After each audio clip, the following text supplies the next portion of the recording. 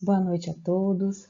É com grande alegria que vamos continuando o nosso estudo de Livro dos Espíritos. Hoje, ainda com o livro 4, Esperanças e Consolações, capítulo 2, Penas e Gozos Futuros, especificamente hoje sobre a intuição das penas e gozos futuros e intervenção de Deus nas penas e recompensas, questões 960 a 964 de O Livro dos Espíritos. Que nesse instante vamos pedir ao Mestre Jesus que nos abençoe, nos envolva em seu imenso amor, em seu imenso carinho, para que possamos aclarar o nosso entendimento, acalmar os nossos corações e mentes, para mais uma vez estudarmos um pouquinho sobre essa doutrina de amor que tanto nos envolve, que tanto nos impulsiona a nos tornarmos hoje um pouquinho melhor do que fomos ontem. E assim, vamos começar com uma pequena reflexão. Já que a gente está falando sobre dessa intuição de penas e gozos futuros e sobre a intervenção de Deus nessas penas e recompensas, vamos começar com um questionamento que já vem presente na questão 960 de O Livro dos Espíritos. E a gente aqui começa com essa reflexão. De onde vem a crença das penas e recompensas futuras?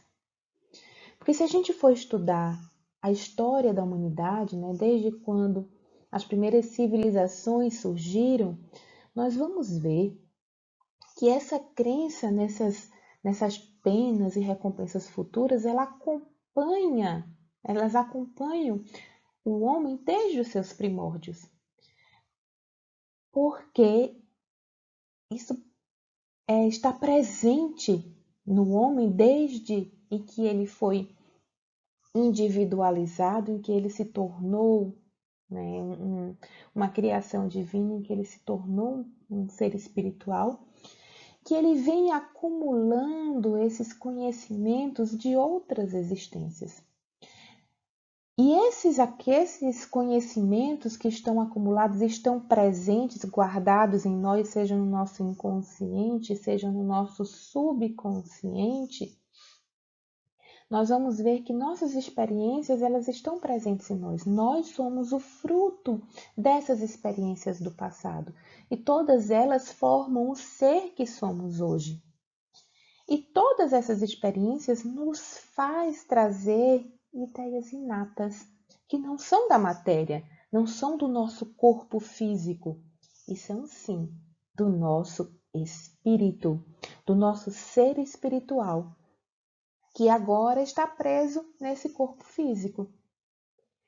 Mas de onde é que vem essa crença, já que acompanha a humanidade desde os seus primórdios, desde a crença na vida após a morte, quando os mais antigos faziam oferendas e faziam todos os seus rituais, seja no Egito, na Mesopotâmia, nas civilizações pré-colombianas aqui na nossa América Latina. E aí a gente pode destacar logo de cara que essa crença nessas penas e recompensas futuras, ou seja, quando o nosso corpo físico sucumbir, o nosso espírito retornar para a pátria espiritual, vem exatamente do pressentimento da realidade trazida pelo espírito encarnado. Nós somos seres espirituais e carregamos essas experiências. E esse pressentimento vem como uma voz interior, uma ideia inata, que nós não sabemos de onde vem, como explicar, mas sabemos que está presente. E aí a gente tem essa intuição, né, esse pressentimento que é vivido pelo nosso ser espiritual, ele que traz, é a voz, nossa voz interior, nossa voz da nossa consciência, né? Aquela voz que ecoa, que nos intui para aquilo que nós desconhecemos materialmente, mas sabemos que existe. E assim, nós podemos avançar, né, que na questão 961, né, e justamente partindo desse pressuposto, dessa vivência passada, dessa construção que nós somos como seres espirituais, e que a depender do momento em que nós, das oportunidades e dos conhecimentos que nos tenham sido possíveis nessa encarnação, a gente não tem a condição plena de explorar todo o conhecimento, tudo que a gente tem como ser espiritual. Mas esse pressentimento, essa ideia inata, essa voz interior que nós carregamos, se a espiritualidade até esclarece, né? Que se a gente ouvisse melhor essa voz, se a gente escutasse melhor essa intuição, nós acertaríamos mais, nós seríamos muito mais felizes.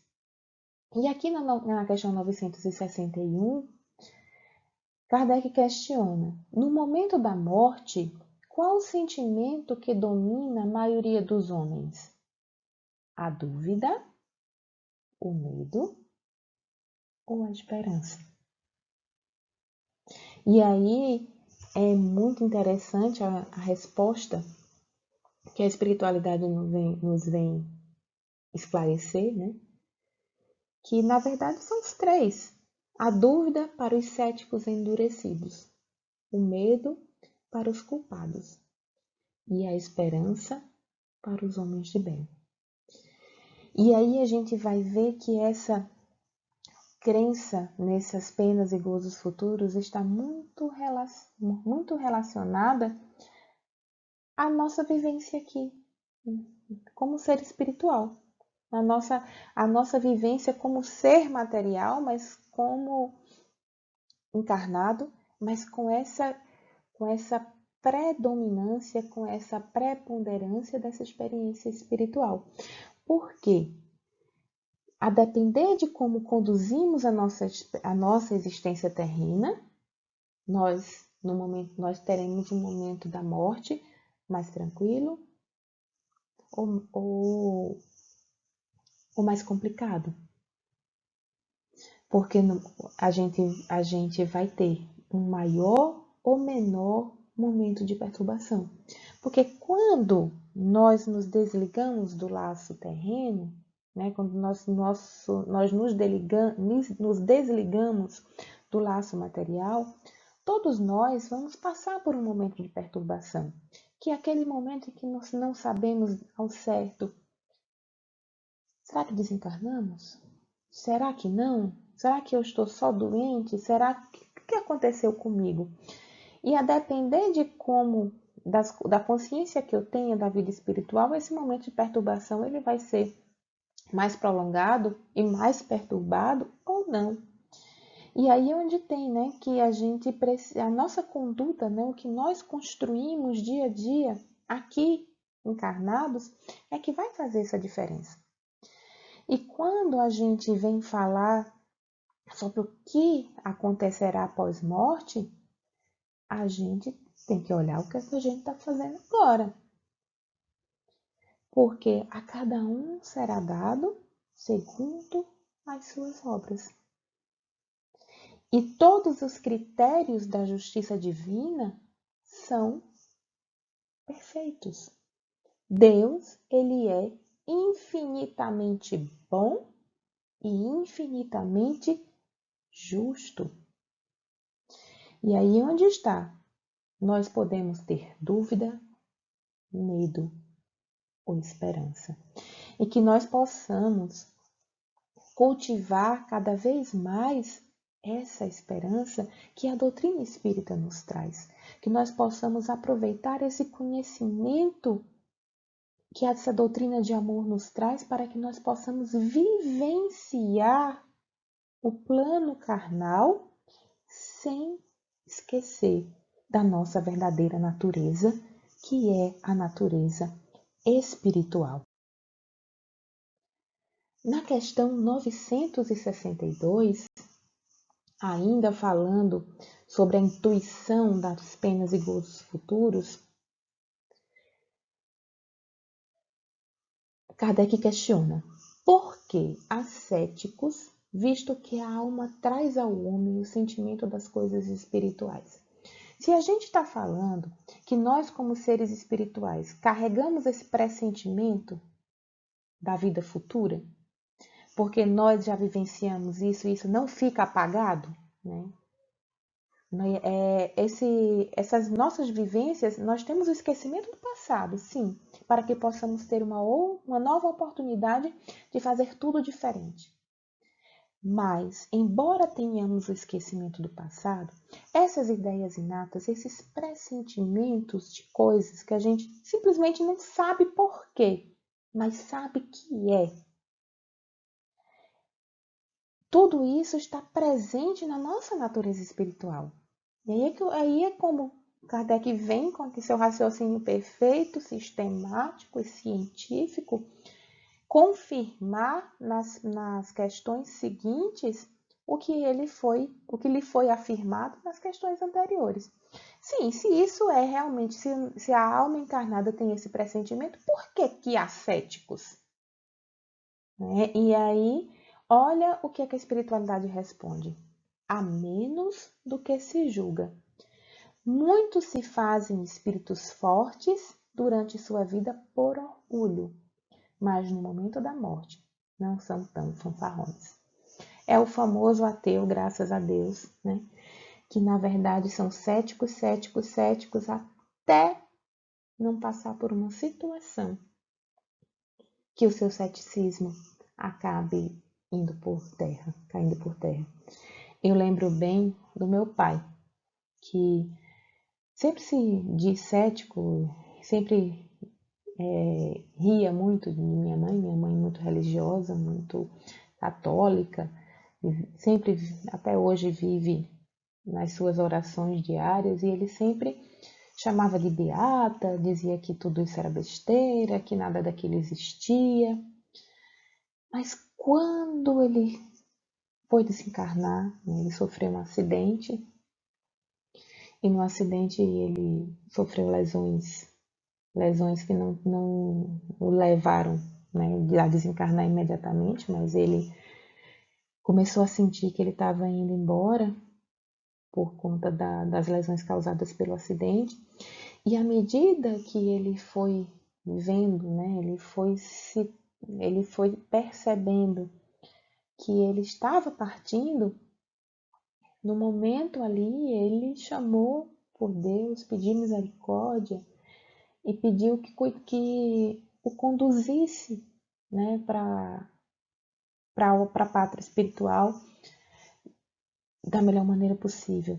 Então, por mais que ele dissesse cético, se intitulasse dessa maneira, no momento da morte, no momento que ele estava vendo que ele estava partindo, ele se voltou para Deus. Por quê? Por que mesmo sempre falando que a crença em Deus era tudo bobagem, no momento da morte ele se volta para Deus? Exatamente por conta desse pressentimento que está dentro dele. Por mais que a dita razão que ele seguia dissesse que o Deus não existia, que não existia nada no pós-morte, no fundo, lá no íntimo, lá no seu subconsciente estava guardado que ele já tinha vivenciado aquilo, que ele estava retornando para o pátria espiritual e que ali não era o fim de nada. E aí, quando eu vi essa questão 962, né, e aí a gente vem, por que há tantos céticos? Na verdade, não há tantos céticos assim, porque dentro, né, intimamente, eles sabem que existe. E eu pude vivenciar isso claramente com essa experiência vivida pelo meu pai. E aqui na questão 963, e aqui a gente já vai, né, sair um pouco desse tema de intuição de penas e gozos futuros que a gente carrega, que carrega em nós exatamente por sermos espíritos, né, por sermos seres espirituais que concentra tantas experiências de vidas passadas. E agora a gente vai ver, sim, como é que Deus intervém nessas penas e recompensas? Como é que é essa intervenção divina? Será que Deus sai intervindo de um por um? Né? Como é esse julgamento? Como é que essa justiça divina se processa? Né? E na questão 963, Kardec questiona: Deus se ocupa pessoalmente de cada homem? Não é ele demasiadamente grande e nós muito pequenos para que cada indivíduo em particular tenha aos seus olhos alguma importância? E aí? Será que Deus se ocupa pessoalmente de cada homem, de cada criatura sua? E olha a resposta. Deus se ocupa de todos os seres que criou, por menores que sejam. Nada é demasiado pequeno para a sua bondade. E aí a gente, mais uma vez, tem esse questionamento muito humano de Kardec, né? Muito racional. Como Deus pode se ocupar pessoalmente de cada ser que Ele cria? Né? Como que um ser tão importante, que tudo criou, que tudo fez, pode se ocupar de seres tão pequenos ainda em formação? Imagine nós, seres tão imperfeitos, habitantes de um mundo de provas e expiações que ainda caminha, ainda a passos lentos, mas não tão lentos, né? Passos um pouco mais acelerados para chegarmos ao mundo de regeneração, a avançarmos nessa escalada progressiva. Mas como é que Deus se ocupa de cada um de nós? E aí a gente vem mais uma vez lembrar que Deus não é uma pessoa, né? Lá na questão número 1 do Livro dos Espíritos, Kardec pergunta: que é Deus, não quem é Deus? E Deus é a inteligência suprema, é a causa primária de todas as coisas. E a nossa inteligência, ainda muito incipiente, não consegue abarcar o conceito de Deus. Por isso que muitas vezes a gente chega a duvidar como é que Deus vai se acercar, se ocupar pessoalmente de cada homem. E aí não é de cada homem, né? É de cada criatura, de cada vida que Ele permite nascer, permite vingar. E aí, se a gente for estudar a obra de André Luiz, seja lá em Evolução em Dois Mundos, seja na própria Gênese do Kardec, seja em outros livros que trazem questões extremamente científicas e mostram a formação, né, da vida, seja avançando mais para conceitos trazidos pela física contemporânea, né, pela física quântica, pelos enormes conceitos avançados que nós temos hoje, que a gente não pode se limitar à matéria que nós enxergamos, né? Está muito além, né? Está muito além do átomo, que embora seja a partícula é a partícula que inicialmente era o indivisível, né? Por isso que átomo, o nome átomo exatamente quer dizer indivisível. Mas aí a gente já vê que os estudos sobre os átomos, sobre a evolução, né, desses conceitos de como o átomo ele é só o ponto de partida para que nós possamos sublimar essa matéria e chegar à angelitude. E aí são conceitos muito amplos que a nossa inteligência ainda não comporta. Não comporta saber, mas vai comportar. A ciência anda a passos largos para descobrir, né, como se dá essas causas naturais. E aí que a gente pode ver que Não é o dedo de Deus que vem olhando de um por um, de pessoa por pessoa, mas as suas leis naturais, né? As leis que ele cria, incorruptíveis, conduzem e nos dão esse olhar individual. Porque as leis da natureza faz tudo funcionar perfeitamente, segundo as ordens do Criador. E quando a gente vê que essa harmonia divina nos faz sim entender que Deus se ocupa pessoalmente de cada um de nós, de cada ser que ele viabiliza a vida.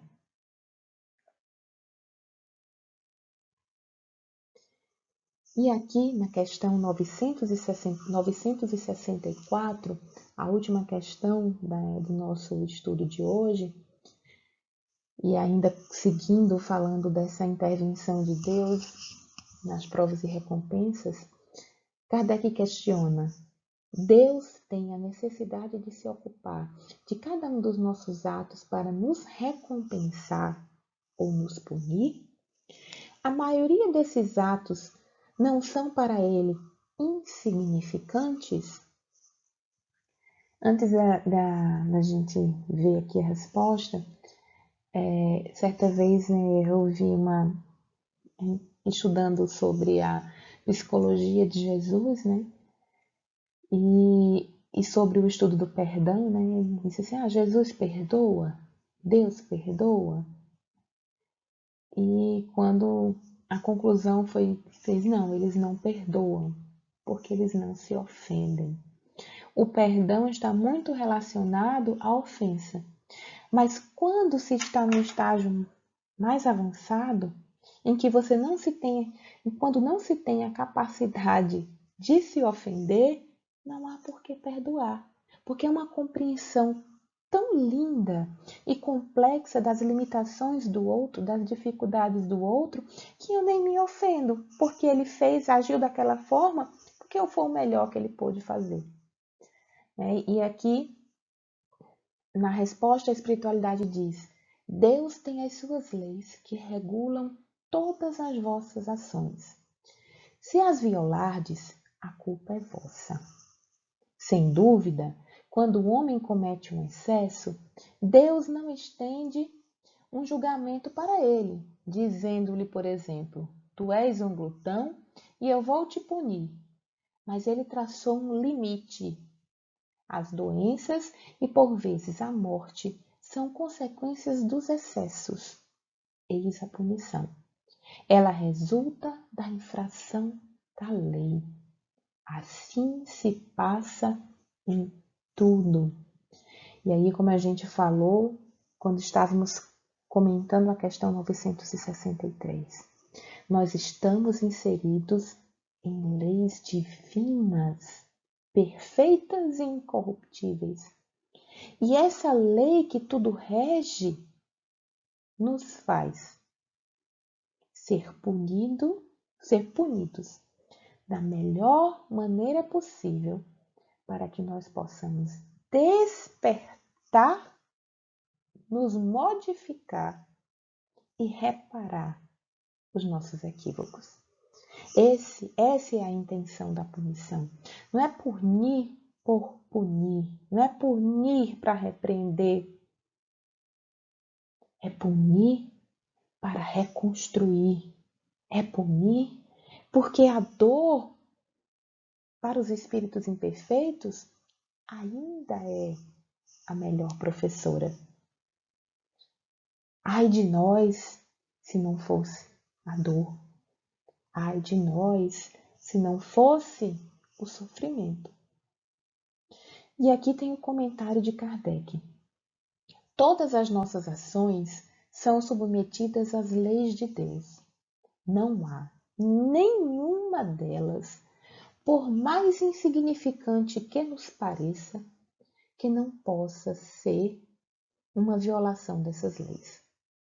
Se sofremos as consequências dessa violação, não nos devemos queixar, senão de nós mesmos, que nos fazemos assim os artífices de nossa felicidade ou de nossa infelicidade futura. E para relatar isso, para esclarecer melhor, nos é apresentado na conclusão da questão 964 esse apólogo, que é uma narrativa em que tem um senso moral, né? É como se fosse aqui uma parábola. E aqui a gente acompanha dessa forma. Um pai dá ao seu filho a educação e a instrução, ou seja, os meios para saber conduzir-se.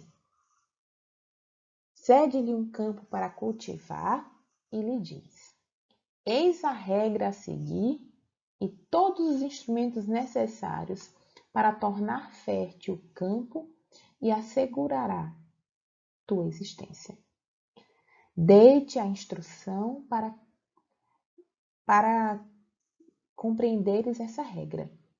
Se a seguires, o campo produzirá bastante e te proporcionará o repouso na velhice. Se não a seguires, nada produzirá e morrerás de fome. Dito isso, deixa-o agir à vontade. E aqui a gente relaciona, né, faz essa relação com Deus, esse Pai com Deus. Porque Deus nos dá todas as ferramentas, todas as instruções para que nós possamos ter sucesso na existência. Agora, cabe a nós nos esforçar para fazer. E aí onde está? Dito isso, deixe-o agir à vontade. E aqui está presente o nosso querido livre-arbítrio. Não é verdade que o campo produzirá, na razão dos cuidados que se dispensar à cultura, e que toda negligência redundará em prejuízo da colheita? O filho será, portanto, na velhice, feliz ou infeliz, segundo tenha seguido ou negligenciado a regra traçada pelo pai. Deus é ainda mais previdente, porque nos adverte a cada instante se fazemos o bem ou o mal. Envia-nos espíritos que nos inspiram, mas não os escutamos. Há ainda esta diferença. Deus dá ao homem um recurso por meio de novas existências para reparar os seus erros do passado, ao passo que o filho de que falamos não terá, se empregar mal, o seu tempo. E aqui serve essa reflexão para que a gente possa olhar para nós, olhar para o nosso interior, olhar para as nossas relações com quem está à nossa volta. O que estamos fazendo da nossa terra? O que estamos cuidando dela? Estamos trabalhando e preparando para uma boa colheita? O que semeamos? Sabemos que o que a gente semeia, a gente vai colher. Se a gente semeia boas sementes, se a gente prepara a terra, e a gente vai ter uma boa colheita. Se a gente nada semeia, ou semeia sementes de baixa qualidade, nós não vamos ter a colheita que gostaríamos. E aí onde está que a gente precisa entender que quando a gente retornar para a pátria espiritual, nós vamos poder olhar para trás e ver a nossa realização.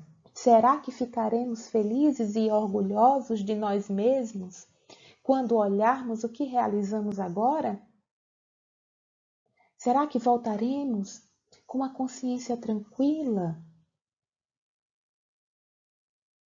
sem culpa, de podermos ter feito todo o bem que poderíamos fazer, de podermos ter construído tudo aquilo que nos foi confiado? E aí onde está? Nós temos que olhar para nós mesmos e saber, estamos fazendo a nossa parte? Estamos fazendo bom uso do nosso livre-arbítrio? Será que eu não estou desperdiçando as oportunidades que Deus nos dá?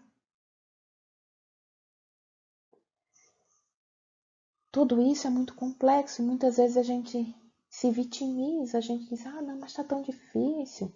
Nós estamos vivendo um momento de pandemia, a gente fica ansioso, a gente fica sem saber o que é que vai ter no dia de amanhã, porque está tudo incerto, a gente não sabe quando as coisas vão poder ter o seu curso normal, embora esse conceito de normal, né, nunca mais vai ser o normal anterior, né? Nós vamos ter um pós-pandemia bem diferente do que chegamos nela, né? E cada um vai poder ter aproveitado melhor esse momento que Deus nos concedeu para nos repensar. E aí a gente precisa parar de culpar o outro, parar de culpar a pandemia, parar de culpar o que é externo e olhar para a gente. Eu estou fazendo a minha parte? Eu estou me esforçando? Eu estou tomando conta daquilo que Deus me confiou? Porque as ferramentas nós temos, todos nós. Não adianta querer comparar com a ferramenta do outro, mas a ferramenta que eu tenho é aquela que eu preciso para me desenvolver. E aí onde a gente precisa compreender e aceitar aquilo que está ao nosso alcance. Porque a nossa referência tem que ser nós mesmos. Eu não tenho que ser melhor do que o outro. Eu não tenho que fazer melhor do que o outro. Eu tenho que ser melhor do que eu mesmo. Eu tenho que fazer melhor do que eu fazia ontem. E a partir do momento que eu deixo de ter o outro por referência, eu tenho que ter referência por mim mesma. A gente precisa parar de enxergar problema e para começar a enxergar solução. E aí onde está, nós temos que fortalecer-nos na fé. Por que a gente sempre volta e meia eu estou aqui falando em fé? Porque é a fé que move montanhas. E como é essa fé? É a fé que eu fico sentada em casa de braço cruzado, esperando cair a minha feira do céu? Claro que não. A minha fé é saber que a minha dificuldade é algo que eu posso suportar. Porque Deus, no seu infinito amor e bondade, só dá a cada um aquilo que ele pode suportar. Tá doendo? Tá difícil? Mas eu dou conta. Se eu não desse conta, Deus não tinha me dado. É por isso que na questão anterior a gente viu que Deus cuida de cada um individualmente, porque Ele sabe das nossas capacidades, Ele sabe das nossas necessidades, Ele sabe o que nós podemos nos tornar. E quem é que nos boicota? Só nós. Nós mesmos. Entramos num processo de autossabotagem e não acreditamos no nosso potencial. E não acreditamos naquilo que nós podemos ser. Entenda, tá doendo? Eu aguento. Tá difícil? Eu suporto, mas eu tenho que fazer a minha parte. As ferramentas estão aí. A gente precisa acordar e saber que é assim. Acreditar, isso é ter fé, é acreditar em si mesmo. Porque Deus acredita. Se Deus confiou em mim, se Deus acreditou em mim, quem sou eu para duvidar? Nós damos conta sim. E é assim que a gente tem que seguir. Cabeça erguida, bola para frente. Se a gente não tiver essa vontade, se a gente não tiver essa confiança em Deus e na gente mesmo, a gente não avança. Ninguém pode te diminuir, ninguém pode nos diminuir. Por quê? Se Deus acredita em mim, eu não posso duvidar. Se Deus me mandou uma tarefa difícil, é porque eu tenho capacidade de resolver. Ninguém é fadado ao fracasso. Ninguém é fadado à dificuldade. Deus quer o nosso sucesso. Deus quer que nós consigamos vencer, nos melhorar, avançar e nunca, nunca nos dá um fardo mais pesado do que as nossas forças. Se chegou, é porque nós temos força suficiente. Se chegou, é porque nós damos conta. E a partir do momento que eu me agarro a essa fé, não uma fé, uma fé, uma fé fanática, mas uma fé lógica, racional, dentro do nosso próprio sistema de vida. Acreditemos em nós, porque Deus acredita. Ele não duvida na nossa capacidade, por isso que Ele manda. E quando nós passamos a acreditar por respeito ao Criador, nós aprendemos a ter respeito por nós mesmos, por nossa capacidade, por nossa intuição, por nosso potencial de realização. E aí a gente vai poder viver melhor, avançar mais. E assim chegar lá no plano espiritual, olhar para trás e ficar tranquilo, saber que fizemos tudo que poderíamos ter feito. Eu agradeço a todos pela paciência de me ouvir, muita paz. Que os Mestres Jesus nos abençoe, nos fortaleça e nos conduza, hoje e sempre. Uma boa noite a todos.